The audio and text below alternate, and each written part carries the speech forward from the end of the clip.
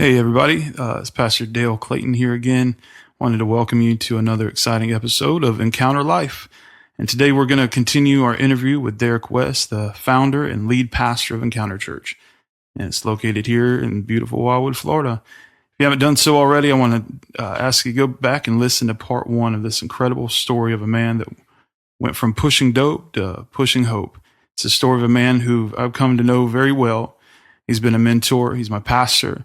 And even more important than that, he's become a great personal friend. And I can personally vouch for his integrity, the sincerity, and God's call on his life. And without hesitation, I can tell you that Derrick West is living proof that one encounter with Jesus can change everything.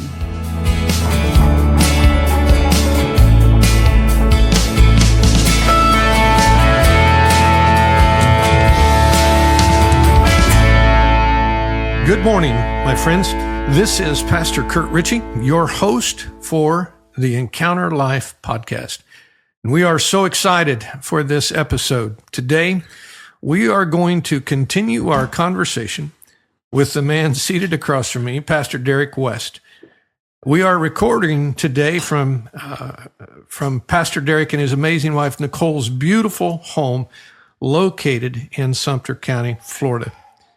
Thank you, Pastor, for inviting us into your home office for this episode. It is absolutely gorgeous here at what I'll call the West Sanctuary. Yeah, thank you. Thank you for this opportunity again. Part two. Pastor Ritchie said this is the West Sanctuary. We do treat it that. We find rest here, and you guys listening in the background, you may hear my child, my youngest Serenity, she's watching a cartoon show, and she's really into it. So if you hear that, know that we're trying to keep her quiet, because as Pastor Ritchie said, we are in our home, in our office, and we're doing this podcast. And so sometimes when you do that, you've got to deal with little 6-month-year-olds, getting really excited about her cartoon called Daniel Tiger. That's all right. That's all right. We're going to try today to pick right up where we stopped, part one of your compelling story last week.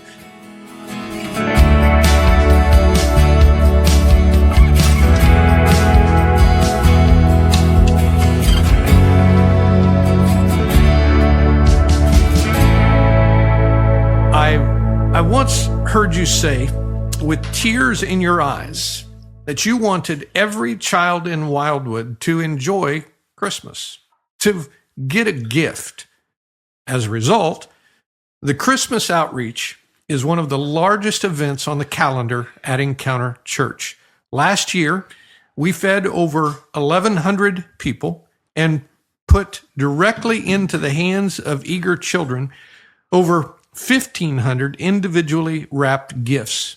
Not only that, but Encounter Church was able to come alongside other churches in Sumter County and assist them with the distribution of what had to have been at least another 1,000 additional gifts for children in their communities. My question to get us started today, why is this outreach so special for you? Well, first of all, I wasn't raised in the church, so my idea of church, maybe a little different than a lot of people's. Or maybe it's the same. I'm hoping everybody, can understand what I'm trying to communicate.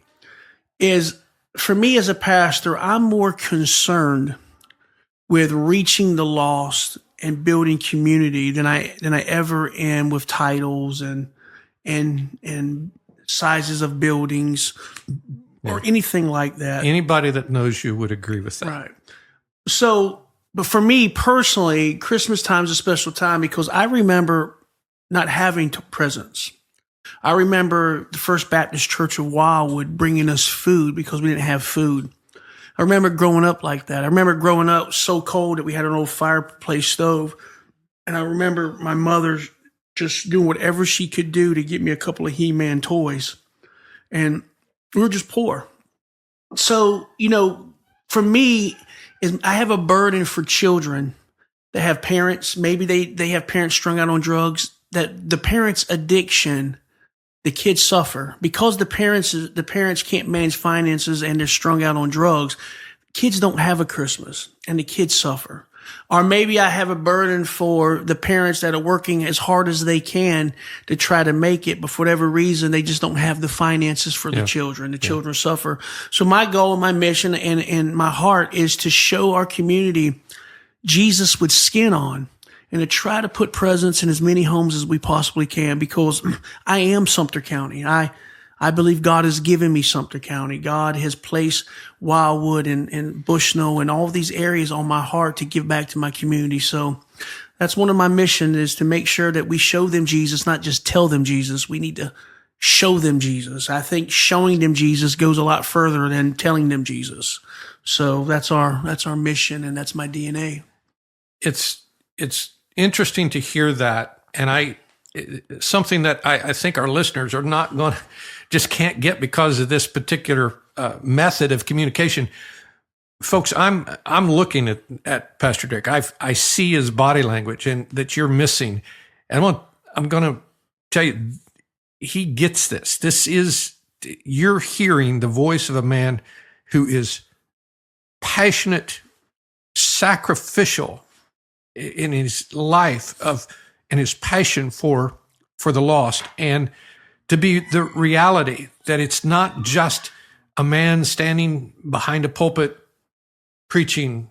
A lot of people, pastors work once a week. They work an hour and a half a week.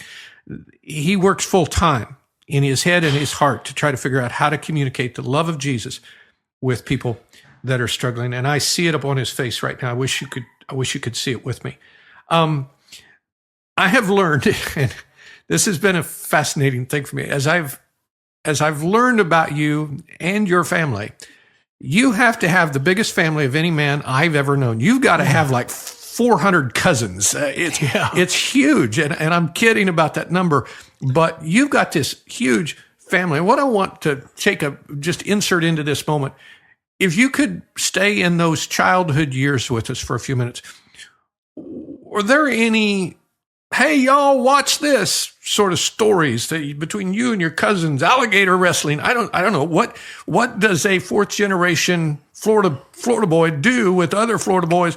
And is there any one of those where you were out there on the edge and it was just normal for you? Tell us a couple of those stories. Well, you think about the children today. So I bought my son a BB gun, and it's unheard of now to have an 8-year-old run around the field with a BB gun. You know how the culture, how times have changed. It has.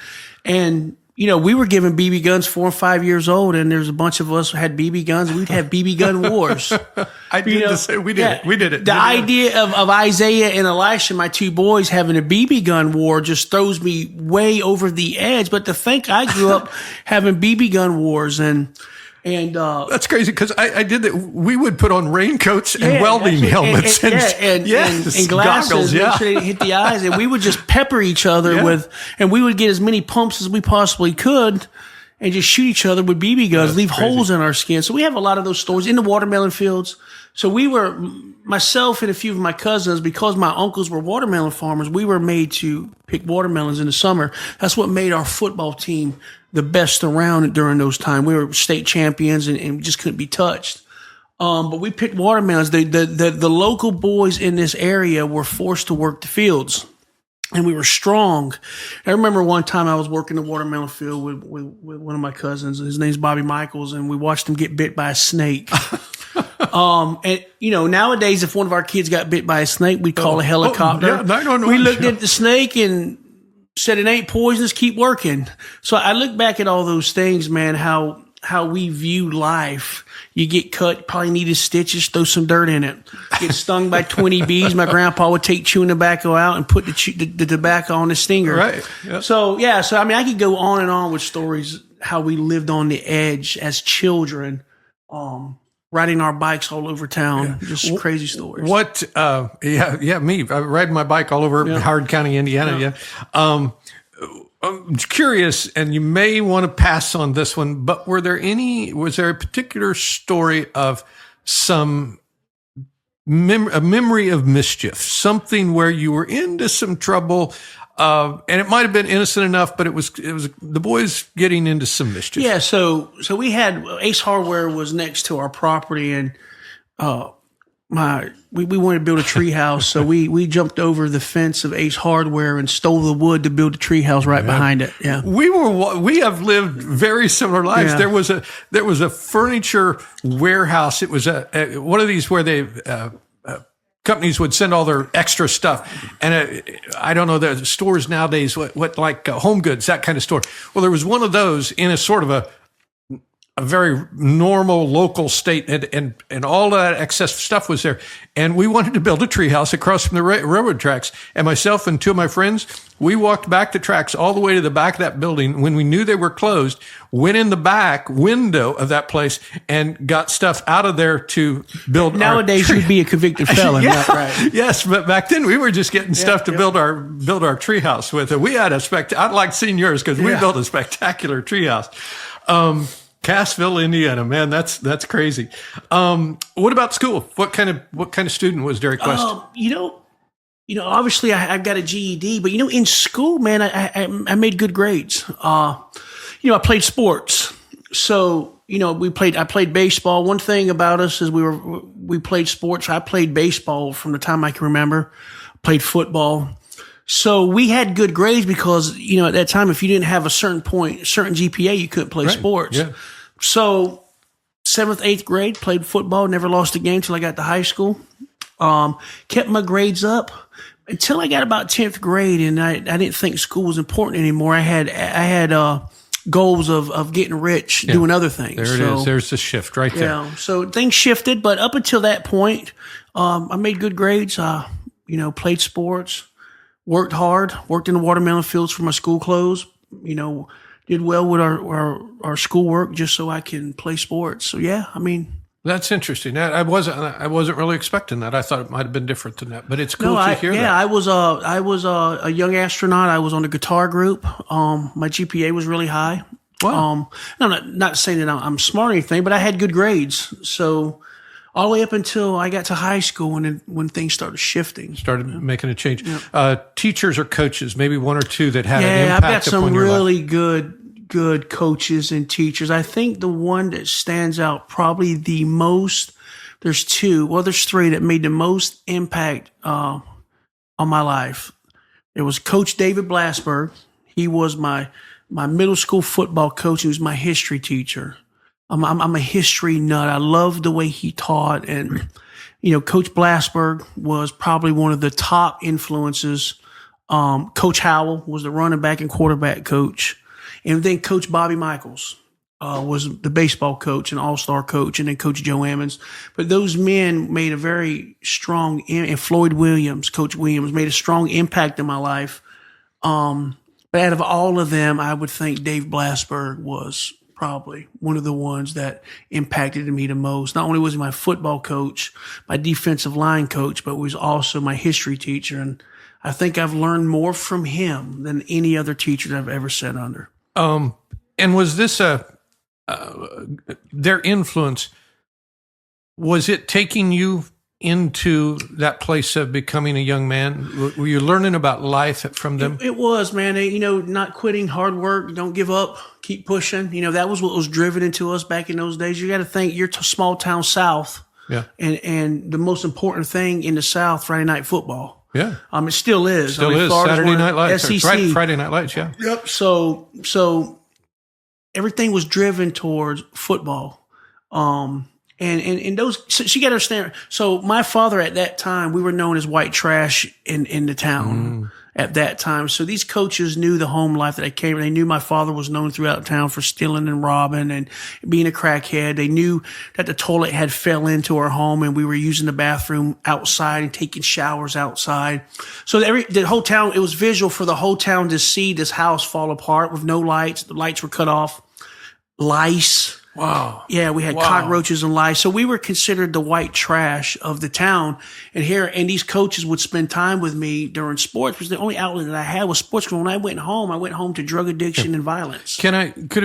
Would you agree with this description? Sports that whole arena of sports and the influence of those coaches, that was, could I say, young Derrick West's safe place. It was safe haven. It was, man. And we all had dreams of playing pro baseball. It was your way to escape what you were seeing and living in. Right.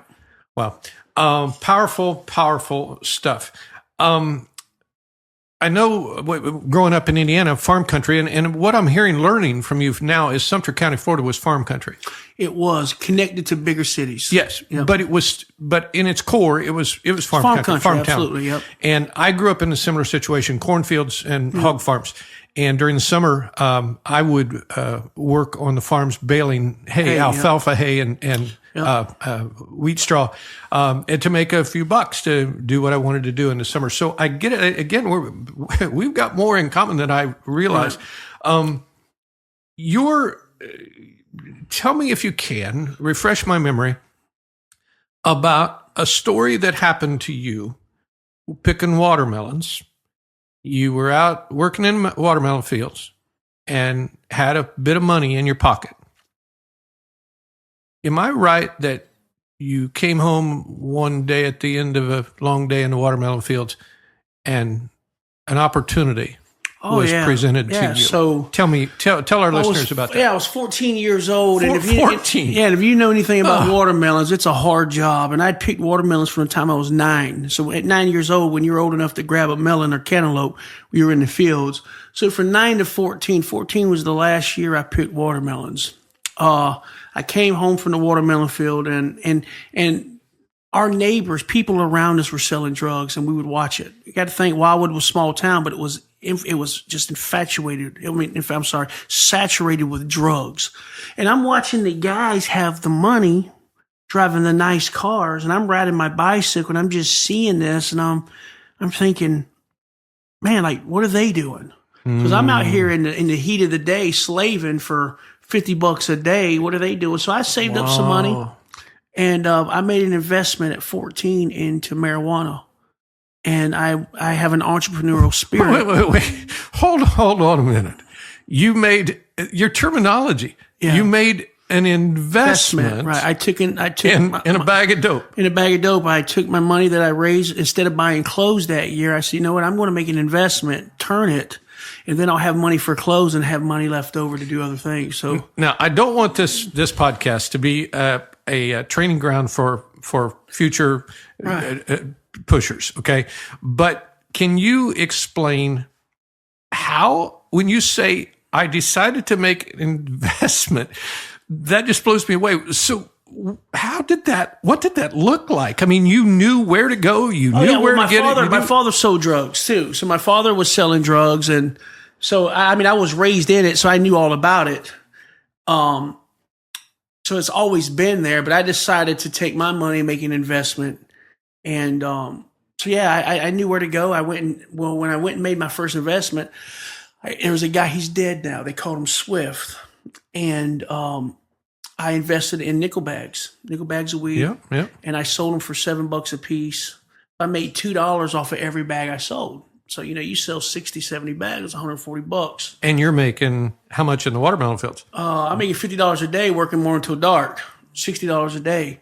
So I invested, I made $140, man, or 140 or $150 in less than 3 hours. And I went back home and got a pizza and it was over. Then I never went back to a watermelon field. That's crazy. And at 14 years old, I picked my last watermelon the day I made $150 sitting underneath an oak tree selling nickel bags of weed. Encounter Life listeners, you got to get this. Yeah. Hear what this man is saying. A guy that at 14 made his first investment. We're talking, that word shocks me because what you recognized in those first moments of your career as a drug dealer was the return on investment. Yeah, it was a great ROI. The ROI was great. Was it was awesome. residual. I wanted a residual income every Listen month. to this, the language of this residual income. Yeah. You had a plan. You had a business head. You had a business intellect about you that was just waiting to flourish. And drugs was the opportunity. It was, and it was easy money. It's not. People say drug dealing is easy. It's not easy money. Trust me. It is nothing easy about selling drugs. It's the most dangerous, high risk job or investment or business you'll ever take. So it's not easy money, but it's dangerous money. It's risky money, but the return, if it's done right, is amazing. But the residue that comes with it is just terrible. And I tell that to guys, it's just terrible. Yeah. So I made an investment and started making some money with marijuana, but marijuana wasn't fast enough. So marijuana is a slow mover. I wanted a quick return. So at 15, I learned about cocaine. And I said to myself, cocaine goes quicker and faster. I get my return a lot quicker. So I started selling cocaine. At 15 years old. And then I learned another skill set. So I learned about crack cocaine, and I knew my father smoked it. That's even a quicker return. Instead of a double, you triple. So at 16 years old, I was buying slabs of crack cocaine from people and selling it. Unbelievable. And then I said to myself, you know what? I don't want to buy from the middleman anymore. I want to learn how to cook crack myself. Oh, no. So I paid somebody, I'm not going to mention their name, Sure. and I feel like I have a photographic memory. I paid him $500 to show me 2 times. I got 2 times to show me how to cook crack. And I learned it. I made some mistakes, but I practiced it. I developed a skill set. Very few know how, where I learned how to what they call whip. I learned how to cook powder cocaine into cookies to triple my money. And once I learned that, the market was wide open for me as a drug dealer. At 16 years old. This is so fascinating. I hope our listeners are getting this. I want to wrap up this second part 2 with you, but before we finish, there's another piece of this that I think, as an observer and having been around you for a few years, I think what I'm about to suggest and to talk about, had a deep and very profound effect upon you, even before you maybe even realized it did. You had a nickname, a street name. Talk to us about that. But how did that begin? So I was a little boy. I was 8 years old and I was dirty. We didn't, like I said, we took showers outside, connected to the garage. And I went to the Wildwood Commons, and there were some African-American drug dealers that lived in the Commons, and I hung out there. And I didn't have any shoes on. My feet were dirty. And I would ride around on bicycles, me and a few other guys that are now part of our church. And they would call me Dirty White Boy. They said, "Come here, dirty white boy." Unbelievable. And as time progressed, they knocked the white boy off and they called me Dirty. And that name fit because I was a stick-up kid for Gangster Disciples. One of my career moves that I made, not only was I wanting an investment with drug dealing, but I also felt like it was a great investment to rob the drug dealers. So we and that's a story for another segment. But so my name, Dirty, became a tag name, became a very well-known name through our area, and everybody knew me. Everybody knew Dirty. Everybody knew me. Yeah. Wow. All right, we're gonna take a break. I think this is a good time to do that. And this next episode is going to, friends, listeners, I hope you stay with us through this process, because this story gets bigger and larger, and it is a fascinating story at the end of the redemption power of Jesus and the truth of the gospel. Thank you very much, Pastor. All right, bless you.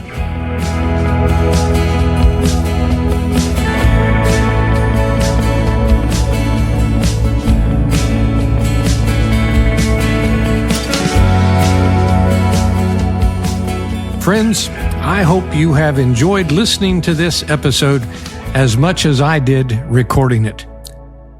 To hear Pastor Derrick West be so transparent, so forthcoming, I hope you could hear the change in his voice as he revisited moments that are so powerful, so personal. Let's be honest, how many of us would allow ourselves to be so open, so vulnerable? So we must ask the obvious question: why does he do this? I can answer that question with confidence. It is the heartfelt desire of Derrick West that his story of God's amazing love, forgiveness, and redemption, that the transformation of his life made possible by the gospel, that story could inspire others who are prisoners, not only perhaps in a literal sense, but for those who are enslaved in prisons that have no bars, to inspire others to surrender their lives to Jesus in the hopes that they would discover one encounter with Jesus can change everything. Thank you, my friends, for listening. And remember, if you have any questions or would like more information, you can always email us at encounterstudiosfl@gmail.com. Let me repeat it, encounterstudiosfl@gmail.com. God bless you each and every one. Have a blessed day.